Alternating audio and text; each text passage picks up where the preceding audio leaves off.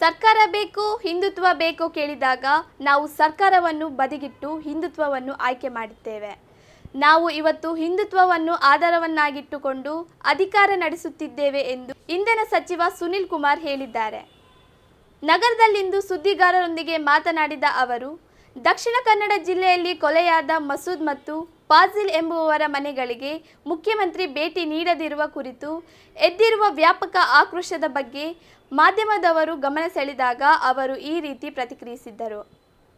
ಈ ಬಗ್ಗೆ ಮುಖ್ಯಮಂತ್ರಿ ಈಗಾಗಲೇ ಸ್ಪಷ್ಟನೆ ನೀಡಿದ್ದಾರೆ. ನಾವು ಸ್ಪಷ್ಟನೆ ಕೊಡಬೇಕಾದ ಅಗತ್ಯವಿಲ್ಲ ಎಂದರು. ಇನ್ನು ಪ್ರವೀಣ್ ಹತ್ಯೆ ಬಳಿಕ ಭುಗಿಲೆದ್ದಿರುವ ಬಿಜೆಪಿ ಕಾರ್ಯಕರ್ತರ ಆಕ್ರೋಶಕ್ಕೆ ಪ್ರತಿಕ್ರಿಯಿಸಿದ ಅವರು, ಕಾರ್ಯಕರ್ತರ ಕೋಪ ಸಹಜವಾಗಿದೆ.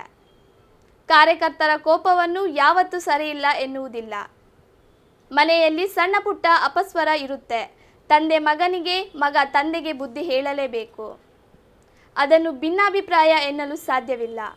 ಕಾರ್ಯಕರ್ತರು ನಮ್ಮ ಭಾವನೆಗಳಿಗೆ ಬೆಲೆ ಕೊಡಿ ಅನ್ನೋದು ಸರಿಯಾಗಿದೆ. ಅವರ ಅಭಿಪ್ರಾಯವನ್ನು ನಾವು ಸ್ವೀಕರಿಸುತ್ತಿದ್ದೇವೆ. ಸಾಮಾಜಿಕ ಜಾಲತಾಣಗಳಲ್ಲಿ ವೈಯಕ್ತಿಕವಾಗಿರುವ ಅಭಿಪ್ರಾಯವನ್ನು ನಾನೊಬ್ಬ ಕಾರ್ಯಕರ್ತನಾಗಿ ಗೌರವಿಸುತ್ತೇನೆ ಮತ್ತು ಕಾರ್ಯಕರ್ತರಿಗೆ ಎಲ್ಲವನ್ನು ತಿಳಿ ಹೇಳುತ್ತೇನೆ ಎಂದರು. ಸ್ಪಷ್ಟತೆ ಏನು ಅಂತ ಕೇಳಿದ್ರೆ, ಸರ್ಕಾರ ಬೇಕೋ ಹಿಂದುತ್ವ ಬೇಕು ಅಂತಂದಾಗ ನಾವು ಸರ್ಕಾರವನ್ನು ಬದಿಗಿಟ್ಟು ಹಿಂದುತ್ವನ ಆಯ್ಕೆ ಮಾಡ್ಕೊಳ್ಳೋದು. ಬಿಜೆಪಿ ಆರಂಭ ಆಗಿದ್ದು ಕೂಡ ಶ್ಯಾಮ್ ಪ್ರಕಾಶ್ ಮುಖರ್ಜಿ ಅವರು ಅಧಿಕಾರವನ್ನು ತ್ಯಜಿಸಿ ಜನಸಂಘನ ಆರಂಭ ಮಾಡಿದ್ದು. ಜನಸಂಘದ ಬಿಟ್ಟು ಬಿಜೆಪಿ ಆರಂಭ ಆಗಿದ್ದು ಯಾವತ್ತು ಅಂತ ಕೇಳಿದಾಗ ಅವತ್ತಿನ ಜನತಾ ಪಕ್ಷದ ಕಾಲಘಟ್ಟದ ಸರ್ಕಾರದಲ್ಲಿ ಅವತ್ತು ಹೇಳಿದ್ರು, ನಿಮಗೆ ಸರ್ಕಾರದಲ್ಲಿ ಇರಬೇಕು ಅಂತಂದ್ರೆ ನೀವು ಇಲ್ಲಿರಿ, ಸರ್ಕಾರ ಬೇಡ ಅಂತಂದ್ರೆ ನೀವು ಬೇರೆ ಪಾರ್ಟಿ ಕಟ್ಟಿ ಅಂತ ಹೇಳಿದ್ರು. ಅವತ್ತು ನಮಗೆ ಸರ್ಕಾರ ಬೇಡ ಇತ್ತು, ನಾವು ಬೇರೆ ಪಾರ್ಟಿ ಕಟ್ಟಿದ್ವಿ. ಬಿಜೆಪಿ ಮತ್ತು ಜನಸಂಘದ ಹುಟ್ಟು ಆಗಿರುವಂಥದ್ದೇ ಬಲಿದಾನದ ಮುಖಾಂತರ. ಇವತ್ತು ಆ ರೀತಿಯಾದಂಥ ಅನಿವಾರ್ಯತೆಗಳಿಲ್ಲ ನಮಗೆ. ನಾವು ಇವತ್ತು ಹಿಂದುತ್ವವನ್ನು ಆಧಾರವಾಗಿ ಇಟ್ಟುಕೊಂಡೇ ಸರ್ಕಾರವನ್ನ ನಡೆಸ್ತಾ ಇರುವಂಥದ್ದು.